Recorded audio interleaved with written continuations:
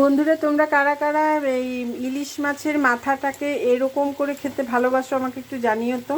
মানে এমনি তো কচু শাক দিয়ে বা অনেক কিছু দিয়েই ইলিশ মাছ দিলে পরে ভালোই লাগে, কিন্তু আমি মাঝে মাঝে এরকম করে করি যে ইলিশ মাছের মাথাটা দেখো ভেঙে মানে একটু টুকরো টুকরো ভেজে একটু টুকরো টুকরো করে নিয়েছি।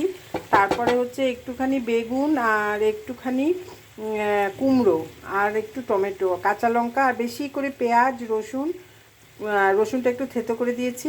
কালো জিরা ফোড়নে এটাকে মানে নরম হয়ে যাওয়া অবধি আর কি। তো আমি একটু গ্যাস কমিয়ে এটাকে বসিয়ে রাখবো। বসিয়ে রেখে যখন দেখবো একদম হয়ে গেছে, জল কিন্তু দেইনি এইটার মধ্যে, জল দিতে হবে না, মানে জল না দিয়ে নিজের থেকেই একটুখানি জল বের হয় না, সেই জলেই এটা হয়ে যাবে। এটা কিন্তু একটু তেল তেল হলে পরে বেশ ভালো লাগে, যদিও আমি তেল বেশি দেইনি।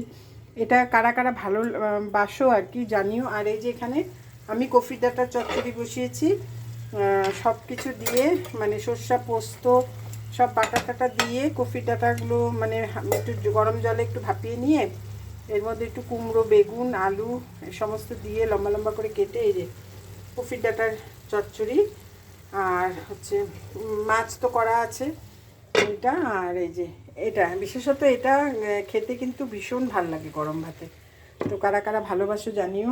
বাইরেটা আজকে রোদে পরিপূর্ণ, এত বৃষ্টি টিষ্টি হয়ে এখন আবার রোদ, ভালোই রোদ উঠেছে। তবে আমাদের এখানে যেরকম জলের অবস্থা হয়েছিল খুবই খারাপ, পাহাড়ের অবস্থা, আশা করি যদি রোদ থাকে এরকম তাহলে আস্তে আস্তে করে স্বাভাবিক জীবনযাত্রা ফিরবে। ঈশ্বরের কাছে প্রার্থনা করি কাউকে যেন বেশি না দেয়, বিপদ না দেয়, সব যেন ঠিক হয়ে যায়।